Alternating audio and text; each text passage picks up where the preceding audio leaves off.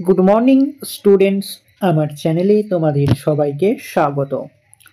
আজকে তোমাদের সাথে আলোচনা করব জেনারেল অ্যাওয়ারনেস অ্যান্ড জেনারেল নলেজের 100তম পর্ব নিয়ে।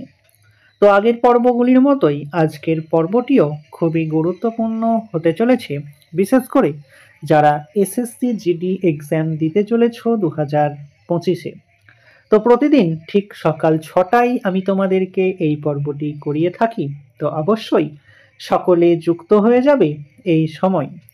সমস্ত আপকামিং পরীক্ষার জন্যই এই পর্বটি উপকৃত হবে, যেমন SSC MTS, SSC CGL, SSC CPO, SSC CHSL সমস্ত পরীক্ষাগুলিতেই। তো চলো আজকের পর্বটি শুরু করা যাক। তোমাদের প্রথম প্রশ্ন হলো, ভারতের ইতিহাসে গুপ্তচর বৃত্তের সূত্রপাত প্রথম কোন সময়ে হয়?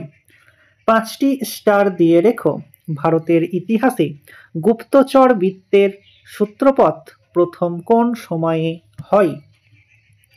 সঠিক উত্তর অপশন ডি, মৌর্য যুগে। যে হুনেরা গুপ্ত সাম্রাজ্য আক্রমণ করেছিল তারা কোথা থেকে ভারতে এসেছিল? 5টি স্টার দিয়ে রেখো। যে হুনেরা গুপ্ত সাম্রাজ্য আক্রমণ করেছিল তারা কোথা থেকে ভারতে এসেছিল? সঠিক উত্তর অপশন বি, পশ্চিম এশিয়া থেকে এসেছিল। বিশ্বের 100 সর্বোত্তম বই এর মধ্যে কালিদাসের একটি বিখ্যাত রচনা অন্তর্ভুক্ত, নিম্নলিখিত কোনটি? বিশ্বের 100 সর্বোত্তম বই এর মধ্যে কালিদাসের একটি বিখ্যাত রচনা অন্তর্ভুক্ত, নিম্নলিখিত কোনটি? সঠিক উত্তর অপশন বি, শকুন্তলা। নাগার্জুন কে ছিলেন? 5টি স্টারের জায়গায় 10টি স্টার দিয়ে রেখো। নাগার্জুন কে ছিলেন? তিনি বৈদিক যুগের একজন ঋষি ছিলেন। তো সঠিক উত্তর হয়ে যাবে অপশন এ। নিচের কোন রাজবংশ মহাবলীপুরম প্রতিষ্ঠা করেন? নিচের কোন রাজবংশ মহাবলীপুরম প্রতিষ্ঠা করেন? সঠিক উত্তর অপশন সি, পল্লব বংশ মহাবলীপুরম প্রতিষ্ঠা করেছিলেন। সম্রাট অশোকের শাসন ব্যবস্থায় রাজুক শ্রেণী নিচের কোন বিভাগের দায়িত্ব ছিল?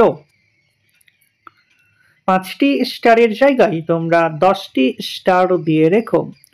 সম্রাট অশোকের শাসন ব্যবস্থায় রাজুক শ্রেণী নিচের কোন বিভাগের দায়িত্বে ছিল? সঠিক উত্তর অপশন ডি, বিচার ব্যবস্থার দায়িত্ব ছিল। নিচের ধর্ম সংস্কারদের মধ্যে কে 7ম শতকের বৈদিক ধর্মের শ্রেষ্ঠত্ব প্রচার করেন? নিচের ধর্ম সংস্কারদের মধ্যে কে 7ম শতকের বৈদিক ধর্মের শ্রেষ্ঠত্ব প্রচার করেন? সঠিক উত্তর অপশন এ, কুমারিল ভট্ট। কোন রাজবংশের বিখ্যাত রাজার নাম ছিল জয়পাল? কোন রাজবংশের বিখ্যাত রাজার নাম ছিল জয়পাল? সঠিক উত্তর অপশন বি, শাহী বংশ। কার রাজত্বকালে কৈবর্ত বিদ্রোহ হয়েছিল? কার রাজত্বকালে কৈবর্ত বিদ্রোহ হয়েছিল?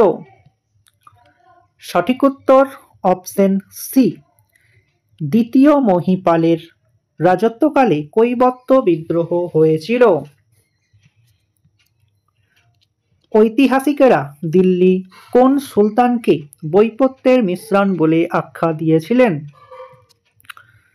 ঐতিহাসিকেরা দিল্লির কোন সুলতানকে বৈপত্যের মিশ্রণ বলে আখ্যা দিয়েছিলেন? সঠিক উত্তর অপশন বি, মোহাম্মদ বিন তুঘলক।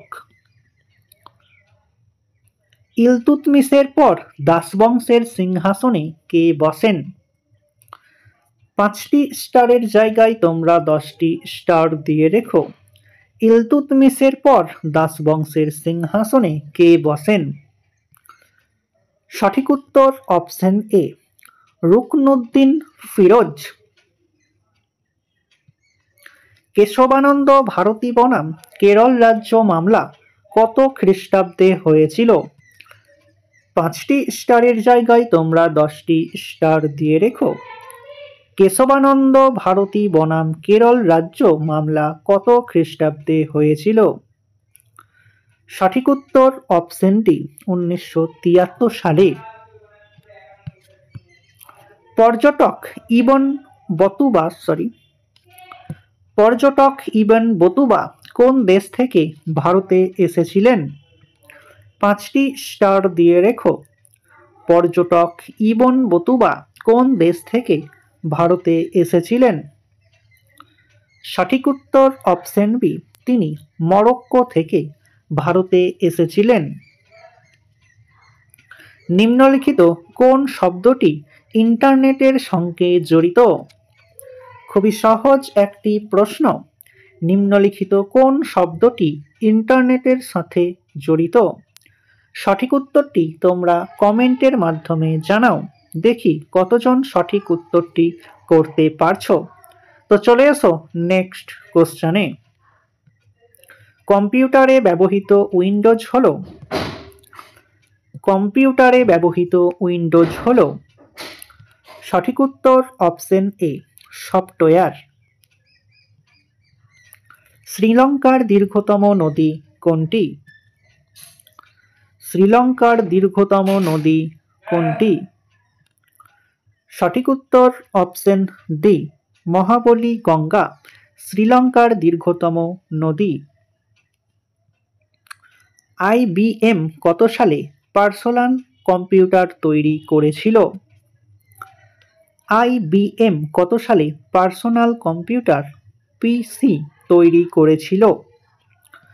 সঠিক উত্তর অপশন সি, 1981 সালে। পূর্ব চীন সাগরে বিশিষ্ট ক্রান্তীয় ঘূর্ণিঝড় কী নামে পরিচিত? পূর্ব চীন সাগরে বিশিষ্ট ক্রান্তীয় ঘূর্ণিঝড় কী নামে পরিচিত? সঠিক উত্তর অপশন বি, টাইফুন নামে পরিচিত। 8টি ভারতীয় ধ্রুপদী নৃত্যের মধ্যে নিচের কোনটিকে স্বীকৃতি দেওয়া হয়নি?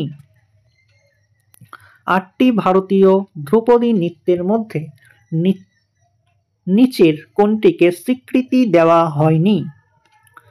সঠিক উত্তর অপশন সি, কৃষ্ণনাট্যম।